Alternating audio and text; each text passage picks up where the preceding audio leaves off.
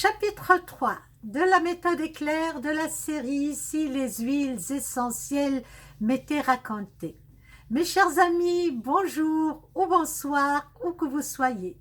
J'espère que vous allez bien. Pour les nouvelles personnes, je vous suggère de voir les vidéos précédentes de cette série, y compris celle de la présentation, afin de suivre l'ordre chronologique de l'apprentissage. Vous allez découvrir également l'e-book de la formation et l'e-book d'un répertoire de plus de 400 entrées qui concernent les affections et leurs huiles essentielles correspondantes. Et des avantages et d'autres informations, n'hésitez pas, allez-y. Nous avons fini la vidéo précédente par la question « C'est quoi un taux vibratoire ?» Comme on a vu dans les précédentes vidéos, il existe actuellement environ 200 plantes répertoriées aromatiques qui produisent des huiles essentielles. Les huiles essentielles sont des substances extraites des plantes aromatiques par distillation par le moyen d'un alambic. Les feuilles, fleurs ou les bois aromatiques sont mis dans des récipients contenant de l'eau chauffée. À une certaine température, les plantes commencent à exhaler leurs huiles dans l'eau. Les essences étant de nature très légère, montent au-dessus de l'eau rapidement et s'évaporent en empruntant un passage en forme de tuyautage pour aller goûter dans des conteneurs en verre pour huile essentielle. Par contre, et pour rappel, les essences sont extraites de la peau d'agrumes par pression. Les huiles essentielles ressemblent aux huiles par leur aspect brillant, mais contrairement aux huiles, leurs taches ne persistent pas. Étant très volatiles, de par leur texture extrêmement légère, en quelques minutes, les taches disparaissent sans laisser de traces. Cependant, l'odeur de certaines huiles essentielles peut continuer pendant plusieurs heures, voire plusieurs jours si elles sont florales, et encore plus longtemps si elles sont boisées. Les parfumeurs utilisent comme fixateur d'odeur dans leur parfum des huiles essentielles boisées. Parmi ces huiles essentielles, le patchouli possède cette qualité. Les plantes aromatiques produisent les huiles essentielles en stockant et en utilisant l'énergie solaire. C'est pour cette raison que les huiles essentielles possèdent une sorte d'énergie vivante qui émet des ondes. Notre corps émet également des ondes et contient de l'électricité aussi. Ces ondes, ces fréquences ou ces vibrations sont mesurables en taux. Un taux est une unité de mesure qui peut être exprimée généralement en points ou en pourcentage. Le calcul des ondes, ou autrement appelé des hertz, grand H petit z, est le domaine de la physique. C'est compliqué pour ceux qui ne sont pas de la partie, comme vous et moi. J'ai évoqué ce sujet pour vous faire simplement voir comment les huiles essentielles sont capables d'influencer notre santé au quotidien en élevant notre taux vibratoire et notre luminosité. Alors, je vais vous montrer une photo avec un flacon d'huile essentielle, enfin, le contenu. Voilà. Ça, c'est une seule molécule. Dans le prochain chapitre, on va parler de molécules. Ça, c'est une molécule d'huile essentielle. Là, c'est du terpène. C'est une molécule qui contient le principe actif terpène. Qui dit molécule, dit principe actif. Voilà. Donc, vous voyez, il y a des petits points des branches comme ça qui sont reliées. C'est extraordinaire la nature. Donc il y a de la lumière, il y a de l'énergie, ça vibre. Voilà.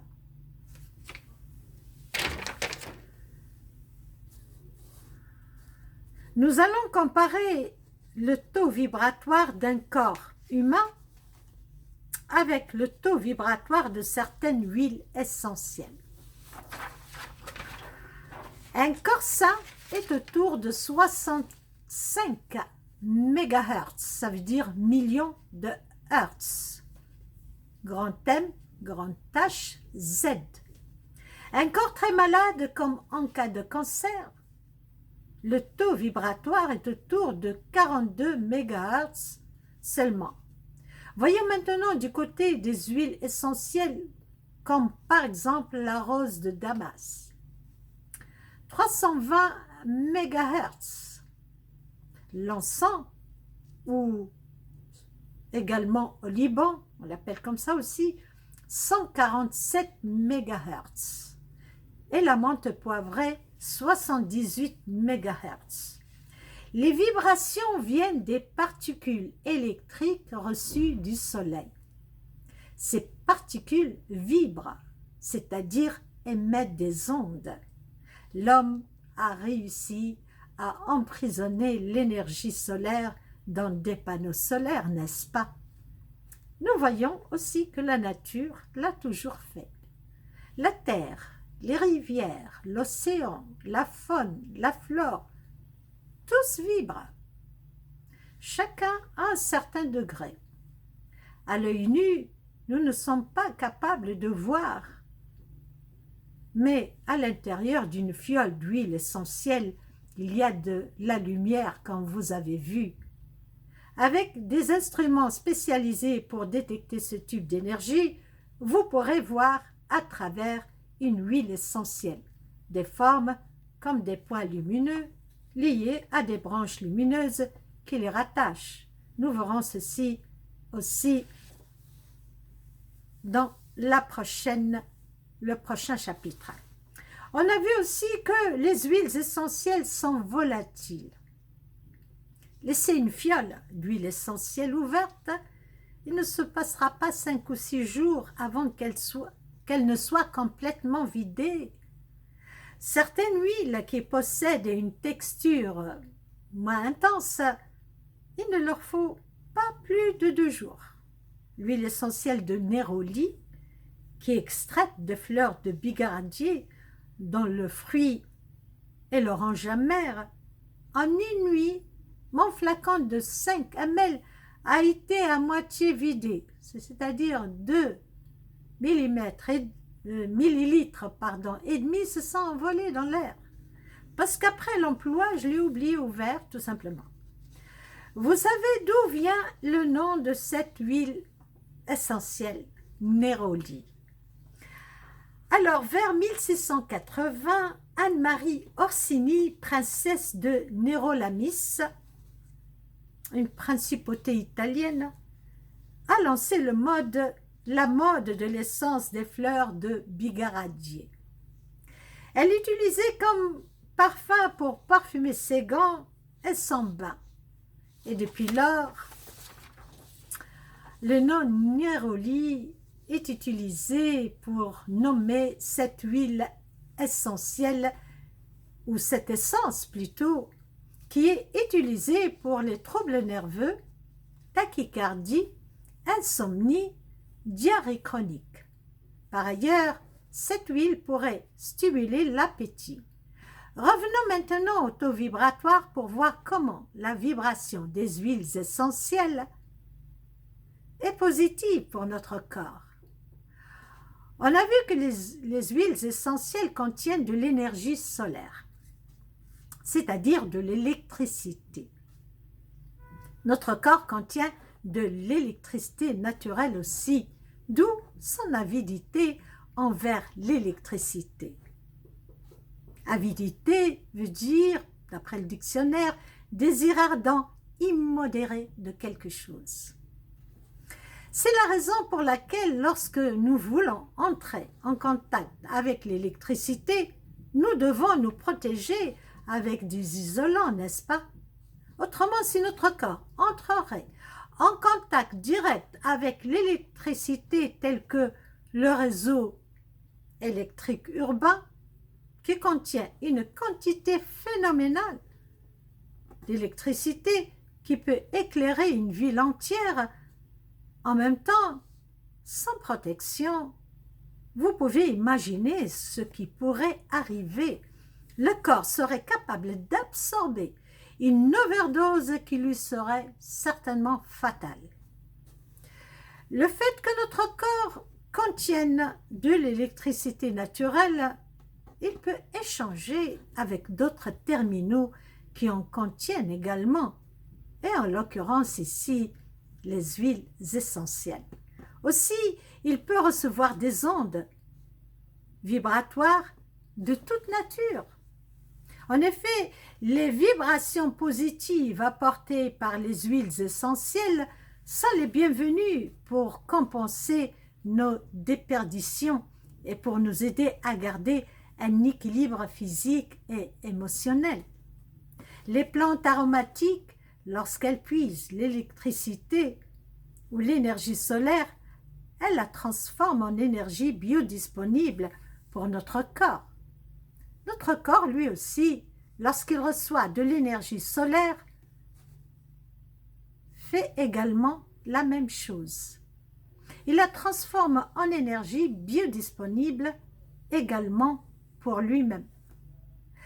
Cette énergie est le précurseur de la vitamine D et certains minéraux plutôt, tels que le cuivre, par exemple. C'est rare que vous voyez quelqu'un rentrer de vacances de plusieurs semaines malade. Les gens ont rechargé leur batterie et ça se verra sur eux. Donc, cette vibration améliore notre potentiel d'énergie, donc notre vigueur.